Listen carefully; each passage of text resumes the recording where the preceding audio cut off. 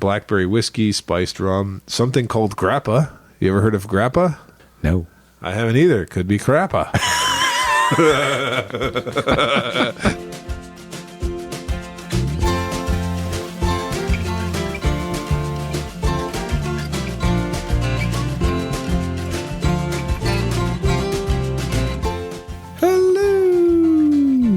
Welcome, everyone, to episode 97 of The Mashup, the best bourbon conversation you're going to hear all week long.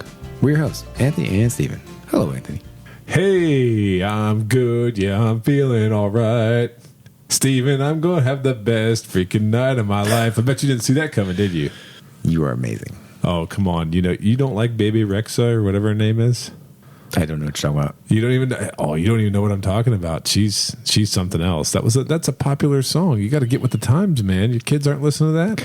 I don't know many popular things. I won't go talking about pop songs and whatever else tonight.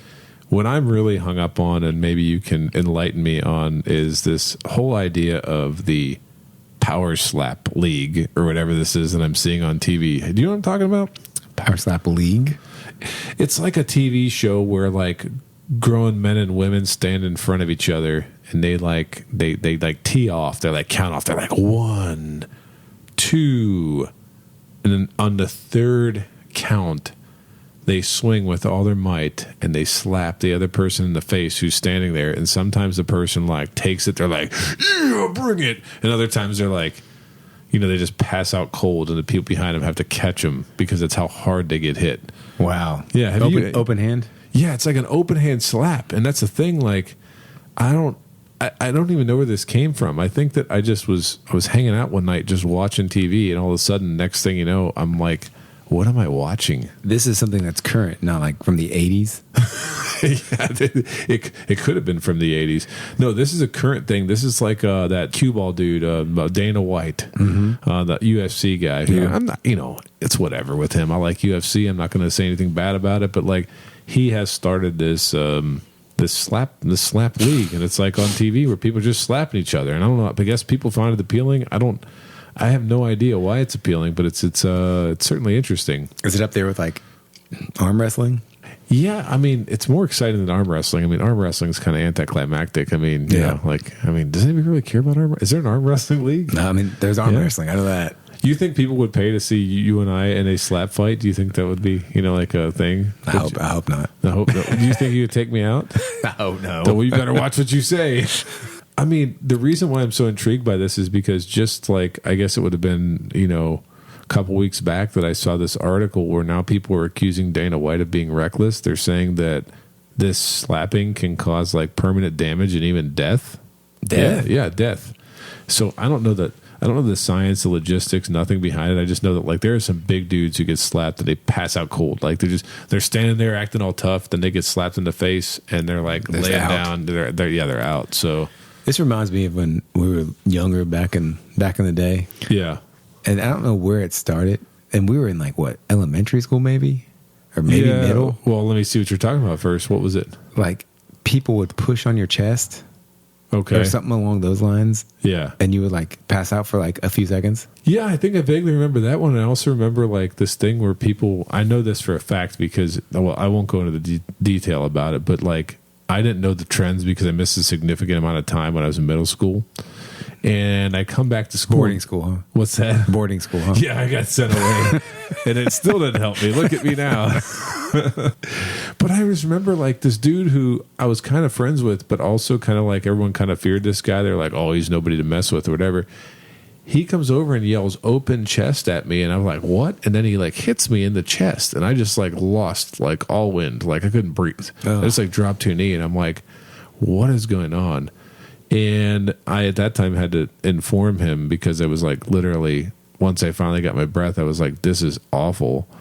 You know where I was at when I missed time? I had lung surgery. Oh, gosh. So I come back from lung surgery, and some jackass classmate of mine hits me in the chest and says open chest. And then I'm like, okay, so luckily I didn't have any permanent damage from that I knew of. But I mean, I still stood up with the tough guy face on and walked into school like nothing happened, even though inside I was like dying. I'm like, this is terrible. I don't know if it was a long trend with that, but I remember we did stupid stuff to each other all the time growing up. And now look, there's now people are slapping each other. People are slapping each other for entertainment of everybody on TV, which is I just don't get it. But hey, maybe I'm behind the times. So Anthony, I saw we had another review this past week. We did. Exciting. And it was exciting, and it's another 5-star review. So this one comes to us from, I would pronounce this correctly, but it's a screen name. It's Richette, I think, 567. I believe this is a new friend of ours, Richard, who is part of our Facebook community and also has messaged us. His review was entitled "My Favorite," and he said, "The Mashup is my favorite podcast. I listen to every episode as soon as it drops. Anthony and Steven are entertaining and informative. They were also kind enough to add me to a local Facebook group when I reached out to them. Content recommendations. Oh, look at this. We're getting some recommendations, dude." He said, "If I may, I'd like to hear a top 5 to 10 list of what you all like, daily drinkers, favorites, and unicorns. Appreciate the Facebook invite, the content, and the entertainment. I recommend to listen anytime bourbon or podcast come up in conversation. Cheers." That's awesome. Nice. That's pretty good. I mean, hey, it's always nice to get a 5-star review. We take all kinds of feedback, but hearing something like this, or hearing that we're getting a recommendation from someone who just started listening recently, I mean that means a lot. Yeah. I'm still looking for the daily drinker for this year. Yeah, that's true, right? That's what you set out to do for your New Year's resolution. So still looking for it. We might find it. We might squeeze it in this year. That's right. Hey, when we find it, we're gonna have 10 episodes about it. No doubt. We're gonna dissect every single moment. And on a side note, I know, looking at our numbers, we actually have some European listeners. Really? Because they have been solid 1%. Really? Not less than 1%. Ooh. There's a solid 1% as we've grown. Yeah. You think it's Greeks and Italians? So that means they're either been staying steady or growing slowly. Okay. So I would really like to hear a shout out from one of them. That's right. Leave us a review on Apple Podcasts or Facebook, and we would love. Yeah, I don't know regionally if we would see those. Okay. But if they can get to our Instagram, they can leave us a voice memo on our link tree. Okay. And that'd be exciting. That would be amazing, and you should do that because we want to hear from you, and we will definitely give you a shout out if you do. Yep. And if anyone else wants a shout out, please leave us a review on Apple Podcasts. And next time we record, we will give you one. Anthony. Yes, sir.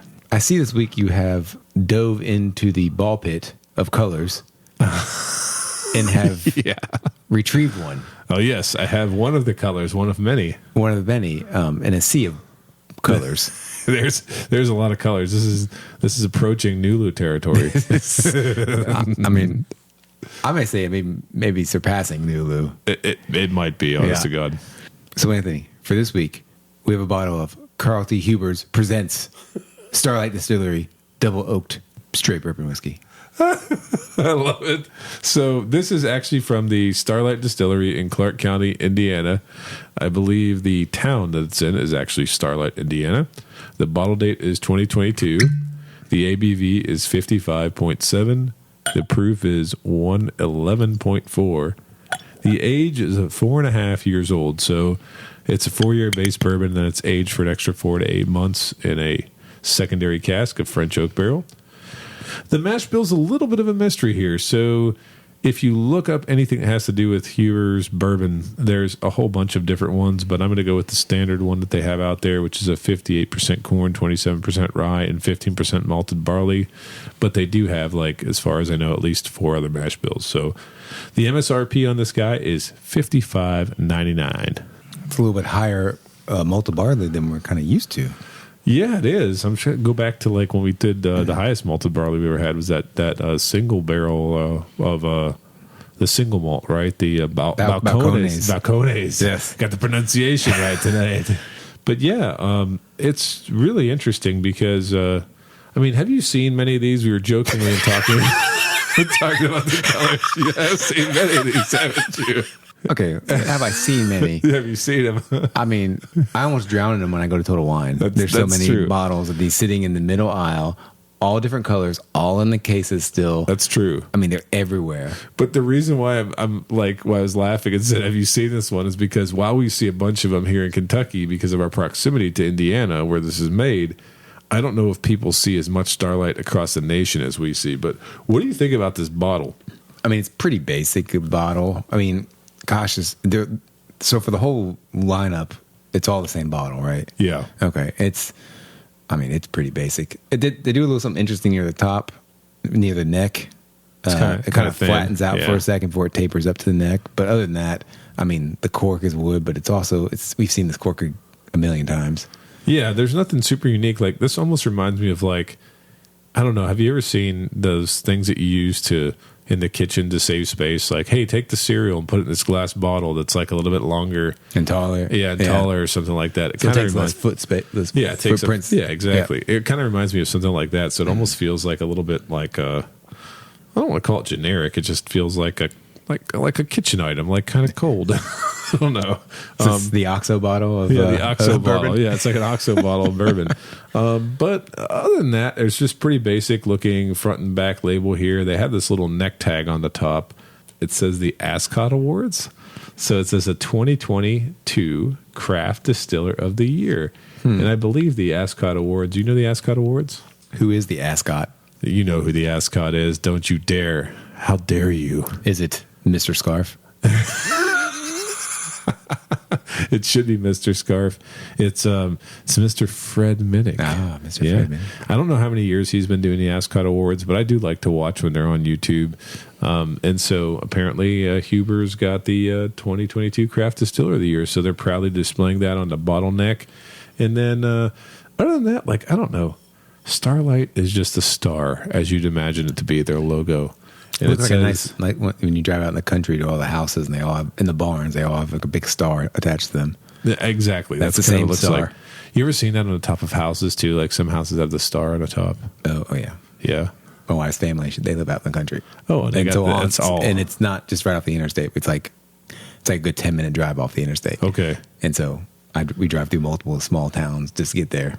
That's all you see. And all I see is stars. No. Nice. Well, the other thing I wanted to mention about this is a Kroger pick. And so it says in the label, Chris's pick. And I guess Chris is the guy who picks things from Kroger. I would hope so. Yeah. So, I mean, I don't know anything about Chris. Is this local Lexington pick? Yeah. I got it at a local Kroger here. It wasn't like Chris in like South Carolina. No, I don't think so. Chris is, I think, based out of Louisville, if I'm not mistaken. So I think Kroger has corporate headquarters there. So I think that's why it's Chris's pick. So Huber's, I noticed on the top of the bottle it says established 2001, which I think is really interesting because they actually started a lot longer than that, a long time ago.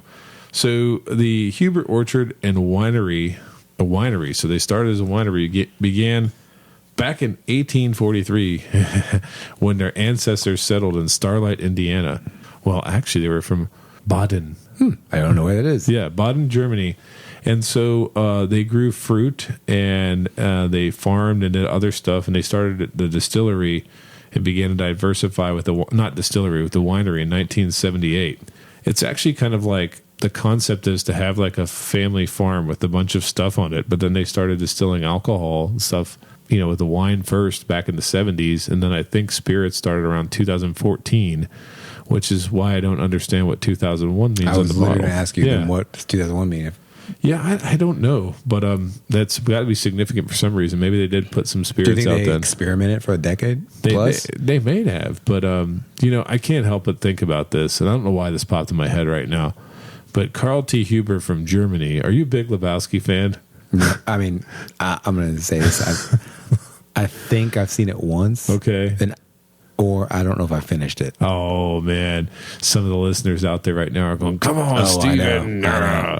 Well, I don't know why, but for some reason I thought of Karl Hungus, which is a German nihilist. the Big Lebowski. I was thinking about my own Starlight. So they didn't always come in these bottles. This is a new, my own experience with Starlight. The first time I ever had any Starlight product was probably back in 2019, maybe. And I remember, and this is the reason why it's going to be a little bit of a slap in the face here, is because I went into a liquor barn and I'm looking around, and I see Starlight Rye Whiskey in a wine-looking bottle.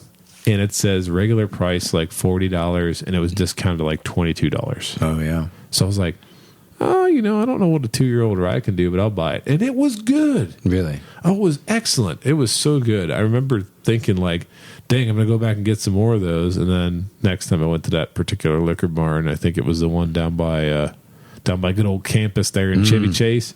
They didn't have any left, so I didn't bother to look anywhere else because I figured it was good, but it wasn't like, I would have bought another bottle or two if I saw it. So was that just straight rye, or was it like flavored with something else? No, it was just a straight rye whiskey. Okay. And so that had to be one of their earlier releases at 2 years old. And so if you look at 14 as being a starting point for them, kind of when they started sort of pumping out spirits over there and not doing just the winery stuff, I think it makes sense. But they've been around.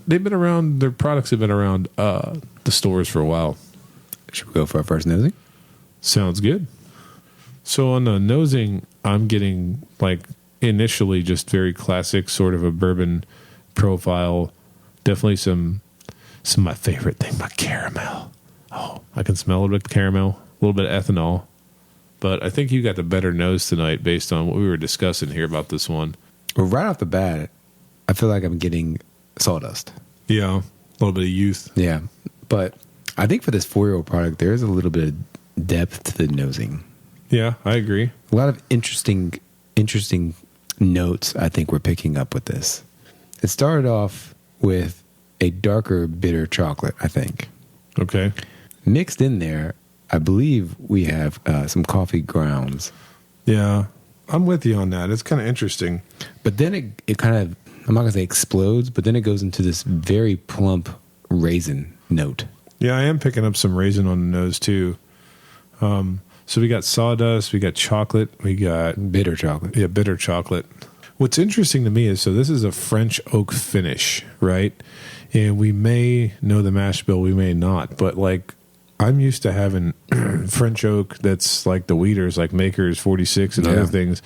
And I can kind of pick out, and I usually like French oak. I like heavy French oak. This is, I love it in wine. Yeah, this is like smelling almost a little florally too. Yeah. Like it's all over the place. And it's an interesting nose, but it's kind of got me all confused. And there's fruit in there as well. Yeah. Which is challenging to pick out. Yeah, there's a lot of complexity to nose for sure. As we're nosing this, the one thing I wanted to mention is we talked about all the different stuff that we see in the aisle at Total Wine. But do you know all the stuff that they have in their profile? Because if you go to their website, they show like a profile of spirits. I think I've looked at maybe that a blackberry version or something at the store one time. I haven't really stopped and looked because there's so many of them. Oh yeah, no, there's a ton. But I mean, even some of the stuff that they don't actually have at Total Wine and stuff as part of their spirits portfolio. They got things like, I think there's 14 core products. I can't name them all, but they got their rye whiskey. They do vodka, everybody's favorite, right? Everyone does vodka. Yeah. I mean, if you don't want to taste your alcohol, just go drink some vodka. If it's distilled right? Gin, blackberry whiskey, spiced rum, something called grappa. You ever heard of grappa? No. I haven't either. Could be crappa. Well, they got that one out there, and then they got brandy, a bunch of different types of brandy, and a bunch of other stuff as well.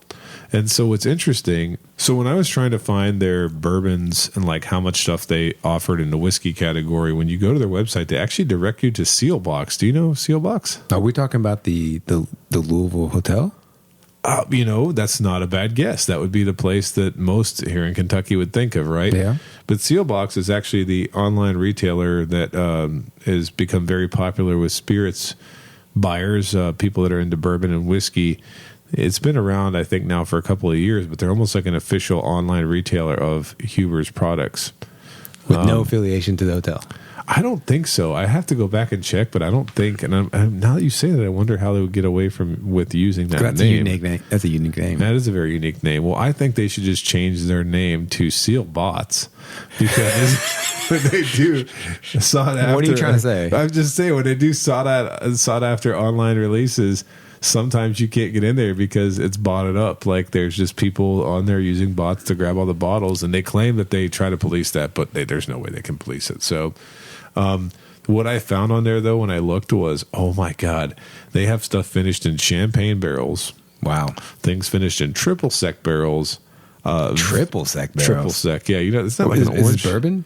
Yeah, bourbon finished in triple sec barrels. And then they have something called VDN that sounds like an STD to me. I don't know what the hell is VDN? Someone's gonna call us out and be like, what? And then rum, Bordeaux, port, and honey. Which why not finish in a honey barrel? Everybody else is. And so they have a list that just goes on and on and on. But I mean, such a profile. Just a lot of different stuff, a lot of finished product. That's almost crazy. Yeah. Because it's like, are they just trying everything to hope something sticks? Or are they that experimental minded? I think they're just that experimental. I think they're just doing a bunch of stuff up there. Anthony, should we go for our first taste? Let's do it. Such a different taste. Wow. Yeah. It's taking me a second. I'm not sure if I like it. I think that bitter chocolate, when I say chocolate though, I'm not talking heavy on chocolate. Yeah. It's almost like espresso bitterness. Yeah. Like, it's almost like that those couple of times that we've shared those espresso seasonal beers. Yeah, absolutely. And it's really heavy and it's got that espresso undertone. Yeah, it's got like a roasted malt quality. Yeah. Which is really interesting because you don't get roasted malt out of I wonder if that's bourbon. coming from the malted barley, the higher build. Maybe. That's probably coming from that or who knows. But I mean, what else are you getting here? Oh, that raisin's really coming through. Yeah, a lot of raisin. A lot of raisin. Yep. A lot of juicy raisin. Yeah. And then here's the thing, because none of us actually, if you're making coffee and you're doing a good job of it, you're not going to have the coffee grinds or grounds or whatever you want to call it in your mouth, right? Yeah. But this smacks of the nose definitely carrying over to the palate. Oh, right on the tip of the tongue. Right on the tip of the tongue. I'm getting the coffee on the tip of the tongue. Yeah, and it's like it is not like a regular coffee. It is like hey, you use an old school coffee maker and you left the grind sitting in the coffee pot too long, and now you've come around and they're there. So that's interesting.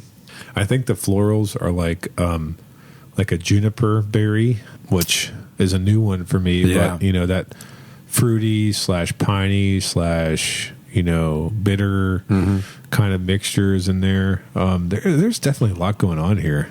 Yeah, there is. And this was with the French. They doubled it with a French oak, huh? Yeah, so this is their 4-year-old bourbon, and then it's just finished 4 to 8 months in a French oak barrel. But there's not a whole lot of French oak. I don't know if it's new French oak. I assume or not. so. I would hope so, but it definitely tastes like it's not because there's a lot going on here. A lot of weird things in here. Yeah. It doesn't taste anything like Maker's 46. That is for sure. Yeah. So because Huber's are in Indiana and Starlight's producing so much bourbon, do you think that they could threaten the almighty king of Ross and Squibb, a.k.a. MGP? Do you think they could become a place that could be the new factory of Indiana? I would say, how's their warehouse situation compared to MGP's? Yeah, probably not anywhere near the same, and I don't think they can match the capacity. Yeah. But, when I'm thinking about Indiana bourbon, there's a lot of places now. We've reviewed, obviously, we've done a lot of stuff with MGP. We also, do you remember way back when we did Spirits of French Lick? Yeah. Yeah. And, of course, Starlight. But I think right now, Starlight, like the reason I brought that up was, I didn't even tell you this, but somebody on the internet said that. They said, Starlight puts out some great product. I think they could rival MGP. And I was like, I don't know about that. But it was entertaining to look at. I've got a question about MGP. Yeah. So we hear about master distillers every other place. Yeah. What does MGP have with their plethora of profiles? You know what? I don't even know, and I should know that. But I just imagine that somebody in GP is just standing around like this old factory, because I've heard it's like not a nice facility. It doesn't look good, and it's kind of dirty and old. So it's kind of like the iron skillet. You want the old iron skillet. You want the old iron skillet because it imparts all that flavor into the bourbon, right? Yeah, so I don't really know, to tell you the truth. That's a good question. And, one of our listeners can send us a message and say, like, you guys are... Complete what dummies. the heck, dummies. Yeah. You don't know who the master distiller it is at MGP? No, we don't. No. We don't. Yeah. So, Stephen, would you pass, try, or buy on the Starlight Distillery Double Oaked Bourbon Whiskey? Oh, that was cold-blooded. Calling yourself first. I'm glad you asked. Okay. There you go. This actually surprised me, this bottle. Okay. Because I almost hate going into liquor store and see how much they flooded the place with all their bottles and boxes, and it's in my way and everything. Yep. It's been interesting nosing and tasting. And so I think I am going to be a try. Okay. Yeah. So I don't know if I've enjoyed it enough to buy it. Yep. But I think it's a very interesting try. And you know where I'm going to go with this? So it's like for me, this is only really the second time I've ever had any kind of a significant tasting of a Huber product, and I like the rye a lot. This, something about that coffee ground flavor is turning me off a lot. So much so that... And you like coffee? I do like coffee, but it's turning me off because I don't like it in the whiskey. Yeah. And I don't like the roasted malts. I don't like the weird florals either. Yeah. So I'm actually, for this product only, going to be a pass. Okay. But I do think that I'm going to be trying more of Carl T. Huber. And his presenting. I think I'll be trying more of their stuff in the future, because I have to imagine that they're doing some other things that are really amazing. Like, I think I want to really try their honey barrel. That sounds like it'd be really good. Maybe they do a better job than Woodford did. Do they have something more in the realm of the average vanilla bourbon drinker variety? I think so. I think they put out a base bourbon that's like around the $30 range, if I'm not mistaken. I could be wrong. It might even be less than that, but I think they do have, regular core products that aren't picks. I think as cheap as some are $25, $25 to $40. Okay. Yeah. Could be up and coming, right? If you get the 2022 Craft Distiller of the Year, that might signify that there is something that you might have going for you. And with that, thanks for listening to this week's edition. Please like and follow us on Facebook, Instagram, and Twitter at The Mashup KY. Also, please rate and review us on Apple Podcasts. Until next time, keep it neat.